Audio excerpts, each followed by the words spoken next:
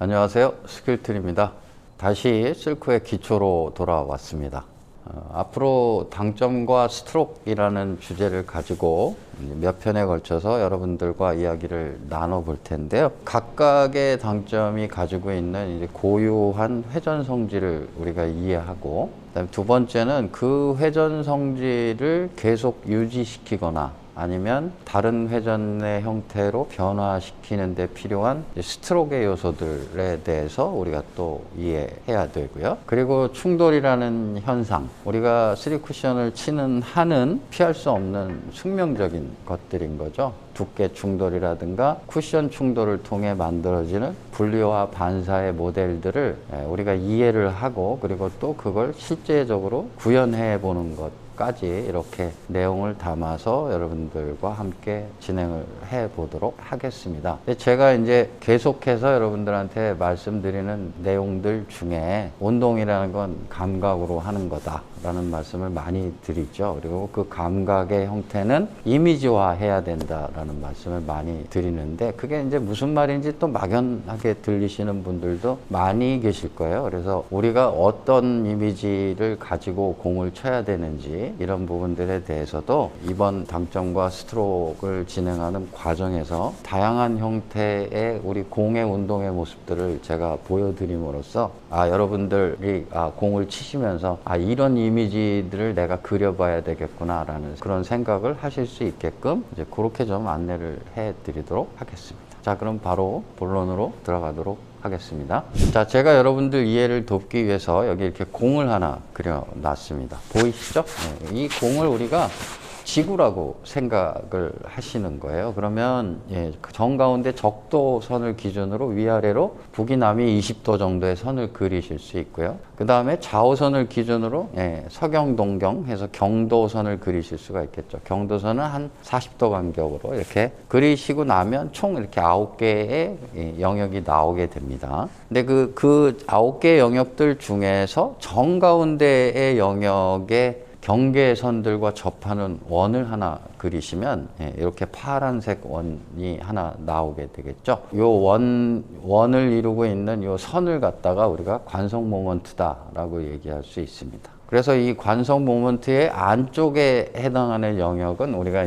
전진구역이라고 표현을 할 수가 있고요. 그 다음에 바깥쪽은 전진 플러스 회전구역이다 이렇게 얘기할 수가 있습니다. 즉 이 관성 모먼트가 뭐냐 하면요, 우리가 공의 어느 부분을 쳤을 때 우리가 이제 이 앞으로 나가는 병진 운동과 그 다음에 이제 회전을 만들어주는 돌림 힘이 같이 작용을 하게 되겠죠. 지역마다 다르게 되는데, 요 공의 중심에서 5분의 2 정도 되는 경계선의 바깥쪽을 치시게 되면 이 돌림 힘이 관성을 가지게 된다라는 거예요. 그러니까 회전이 계속 유지될 수 있는 것이죠.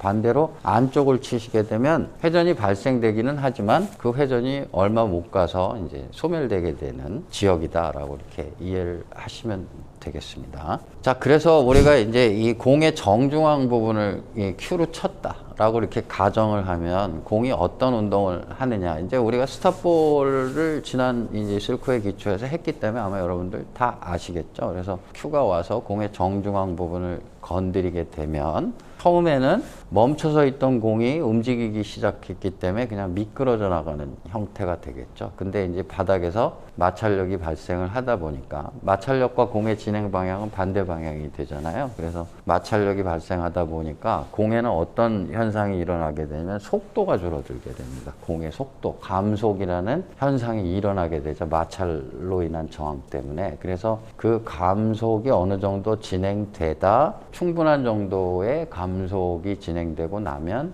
마찰력을 이겨내지 못하고 공이 구름 운동을 이제 시작하게 되죠. 이때 구름 운동은 테이블 바닥의 마찰에 의해서 발생되는 구름 운동이에요. 그래서 초기 속도의 한 7분의 5 정도의 수준에서 만들어진다. 그러니까 우리가 1이라는 속도로 만약에 공을 쳤다 그러면은 0.7 정도에서 만들어진다라고 보시면 되죠. 근데 이 구름은 자연스러운 구름이 되는 것이죠. 그래서 공 자체가 아주 원활한 구름 운동을 할 수 있게 된다 이렇게 이해를 하시면 됩니다. 근데 이제 이 관성 모먼트의 위쪽, 이 정중앙의 위쪽을 만약에 우리가 공을 쳤다 그러면 이제 어떻게 될까요? 중앙 부분을 칠 때는 공의 초기 속도만 있지 각 운동의 속도는 없잖아요. 그쵸? 근데 이제 공의 5분의 2 관성 모먼트 바깥쪽 부분을 치시게 되면 초기 속도에 더해져서 초기의 각 속도가 또 같이 더해지게 되겠죠. 그래서 이제 공이 앞으로 이동하는 속도뿐만 아니라 공이 자체적으로 회전하는 속도가 발생이 되기 때문에 초기 속도보다 공의 운동 속도가 빨라지게 됩니다. 빠른 속도를 유지를 하는 것이죠. 그리고 이때는 바닥이 주는 마찰도 공의 회전으로 인해서 공의 진행 방향과 마찰 방향이 일치하게 되는 것이죠. 그러면 이렇게 되다 보면 이 속도가 어느 정도의 뭐 그렇다 해서 마찰력이 0인 건 아니니까요. 전진 회전을 하면서 굴러가던 공이 자연스러운 마찰을 통해 회전량이 줄어들면서 이제 구름 운동으로 변화하게 됩니다. 그럼 처음에는 사실은 구름 운동은 아니었던 거죠. 강하게 치시면 강하게 치실수록 공이 통통통통통 튀어가는 형태가 되는 거거든요. 왜냐하면 공의 진행 속도보다 회전 속도가 빠른 형태이기 때문에 이 공이 튈 수밖에 없죠. 튀어가는 형태가 되게 되는데 이런 이 마찰 과정을 거쳐서 나중에 최종적으로 구름 운동으로 변화하게 되면 그 변화하게 되는 시점의 속도는 초기 속도보다 빠릅니다. 여러분들이 잘 이해 안 되실 수도 있는데 빠르다라고 이렇게 이해를 하셔야 됩니다. 이제 마지막으로 우리가 만약에 관성 모먼트의 아래쪽을 건드렸다 생각하시면 역시 마찬가지로 처음에 초기 속도의 각 속도가 더해지겠죠. 그래서 회전이 만들어지는데 이때는 공의 진행 방향과 마찰 방향이 이제 극단적인 정반대 방향이 되겠죠. 회전으로 인해서. 그렇게 되면 마찰력이 극대화되면서 감속이 훨씬 더 일찍 작용을 하겠죠. 그래서 역진 회전을 먹고 진행하던 공이 마찰력 때문에 미끄러짐이 되고 그리고 이제 그걸 또 못 이기게 되면 구름 형태로 바뀌게 되는 자연 구름이 최종적으로 만들어지게 되는데 이때 자연 구름의 속도는 셋 중에선 가장 느린 형태가 되겠죠. 즉 당점의 높이에 따라서 여러분들이 당점을 건드린 초기 속도가 같다고 해도 실제로 당점의 위치에 따라서 내 공의 구름 형태가 만들어지는 시점의 속도는 다 달라지게 돼 있다라는 겁니다. 그래서 이러한 현상을 이해하고 잘 활용하시면 아주 좋은 공들을 여러분들이 많이 만드실 수가 있게 되는 것입니다. 자, 그래서 우리가 당점에 따른 공의 이 회전 성질을 우리가 이해하기 위해서 제가 배치를 하나 가지고 여러분들하고 같이 보도록 하겠습니다. 그래서 1족구는 장축에 1.5포인트 정도에 놔두시고요. 그 다음에 2족구는 단축 2포인트 정도에 이렇게 놔두시고요.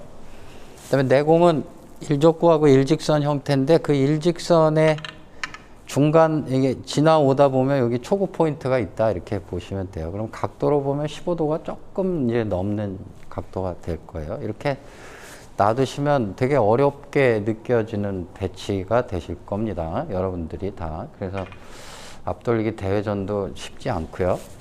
비껴치기도 어렵다고 느끼시겠죠. 근데 이제 이 비껴치기가 어렵지 않은 비껴치기가 되셔야 돼요. 그래서 정중앙 당점을 가지고 먼저 제가 쳐보겠습니다. 정중앙 당점을 치면 공의 외력 때문에 살짝 미끄러진다 그랬잖아요. 그래서 한번 쳐보겠습니다. 두께 보시고 정중앙 당점 그대로 제가 치겠습니다. 자, 이렇게 이제 이런 형태가 만들어지는 것이죠.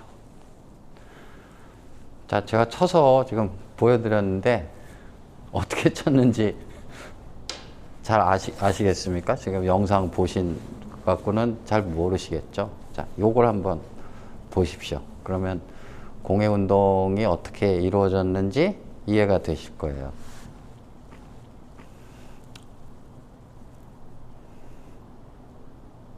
미끄러져 가는 게 보이시나요? 미끄러져 가서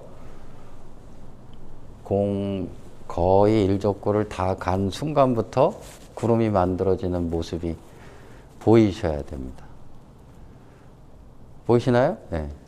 이게 보이셔야 여러분들 이제 다른 게 아니에요. 우리가 이 공을 모양을 만들기 위해서 내 공이 이런 운동을 해야 된다는 이미지가 우리 머릿속에 있어야 되는 거예요. 그래야지 여러분들이 당점을 치시고 그 당점에 내가 어느 정도의 스피드를 줘서 공을 쳤을 때 그런 모양이 나오는지를 여러분들이 이해하실 수 있게 되는 겁니다.